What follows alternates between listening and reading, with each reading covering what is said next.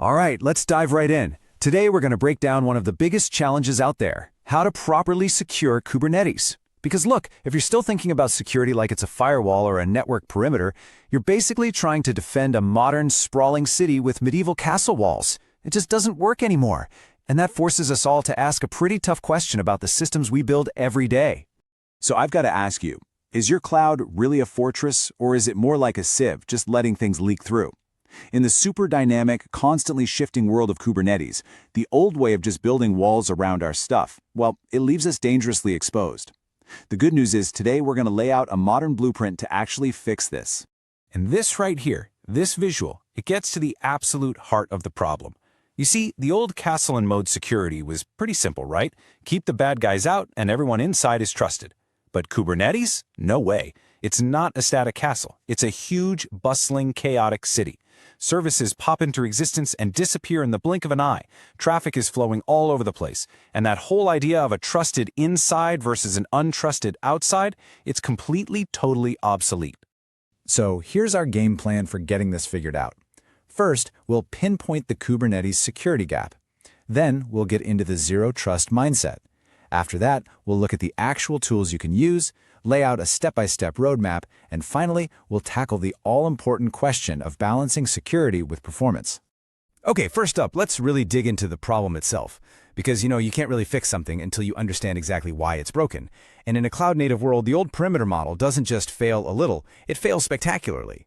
Now, what you've got to realize is that these aren't just a list of random bugs. They're actually built into the design. I mean, sure, insecure images or bad access controls are a problem anywhere. But the real danger that's specific to Kubernetes is that default flat network. It creates this massive risk for what we call lateral movement. That's where one single compromised container can just rip through and attack your entire cluster. And listen, if you only remember one thing from this section, make it this. By default, every single pod can talk to every other pod. Let that sink in for a second. There are no internal walls at all. This one simple fact is the root cause of so many security nightmares, and it's the core problem we absolutely have to solve. So, how do we do it? Well, we fix it by changing how we think about the problem entirely. The solution isn't some new product you can just go out and buy. It's a fundamental shift in philosophy. It's called the zero trust mindset. So what is zero trust? It's actually a pretty simple idea, but it's totally revolutionary. It says that the trusted internal network we all used to believe in, it doesn't exist. Just forget about it. The core principle is dead simple. Never trust, always verify. Every single user, every device, every workload. It doesn't matter where it is or what it's doing, it has to prove it belongs every single time. This whole mindset really boils down to 3 core actionable rules. First, verify explicitly. That means you always check identity, no exceptions. Second, use least privilege. Don't give a service or a user access to anything more than the absolute bare minimum they need to do their job. And third, and this one is so important, assume breach. You have to design your entire system with the assumption that the bad guys are already inside. That forces you to segment everything, encrypt everything, and monitor everything all the time. Okay, so a new mindset is great, but ideas don't write code, right? You need the right tools for the job. So let's get down to brass tacks and look at the actual toolkit you'll need to bring zero trust to life inside Kubernetes. Think of this as your essential starter pack. Your service mesh, tools like Istio or Linkerd, this is what finally builds those internal walls we've been talking about, enforcing encrypted traffic between services. Then you have a policy engine like Gatekeeper or Kyverno. Think of this as the bouncer at the club door. It checks every workload before it's even allowed into the cluster. Then you've got runtime security, things like Falco, which act like security cameras, watching for any suspicious behavior inside your running containers.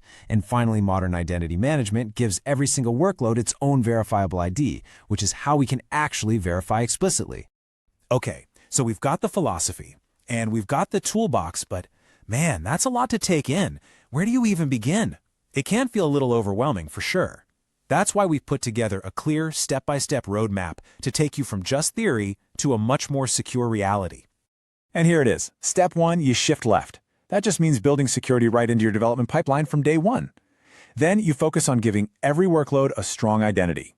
Next, you use that service mesh to enforce microsegmentation and finally stop that lateral movement.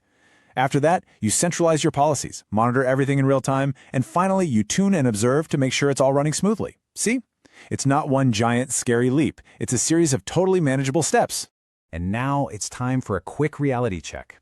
Because as engineers, we all know there's no such thing as a free lunch. All this amazing, robust security has to have an impact on performance, and it is absolutely crucial that we talk about it. This is it. This is the question that's probably on your mind right now, right? All this extra encrypting and checking and verifying, what's the actual hit? What's the real-world cost in terms of speed and resources? And look, I'm not going to sugarcoat it. The challenges are definitely real. All that encryption chews up CPU cycles. The constant checks can add a little bit of latency. And yeah, all those new agents and proxies use up more memory and CPU. And on top of all that, it just adds a new layer of complexity to manage. But just acknowledging this stuff, that's half the battle. But here's the good news, and it is good news. For every one of those challenges, there's a smart way to mitigate it. We can use lightweight tokens, like JWTs, to make authentication faster. We can aggressively cache decisions to slash latency. We can fine-tune our service mesh proxies to be way more efficient. And we can automate our policy management to handle the complexity. At the end of the day, performance isn't a blocker. It's just another solvable engineering problem. Which really brings us to the core idea of this whole explainer, and it's summed up perfectly by this quote from the source material. It says that Kubernetes and Zero Trust are converging. By weaving these principles, continuous authentication, least privilege, constant monitoring, right into our clusters, we can seriously, significantly reduce threats. You know, they're not just compatible. In a way, they were made for each other. So, I'm going to leave you with one final question to really think about. Your Kubernetes infrastructure is incredibly dynamic, it's elastic, it's modern, it's living in the future. The real question you have to ask yourself is your security still stuck in the past?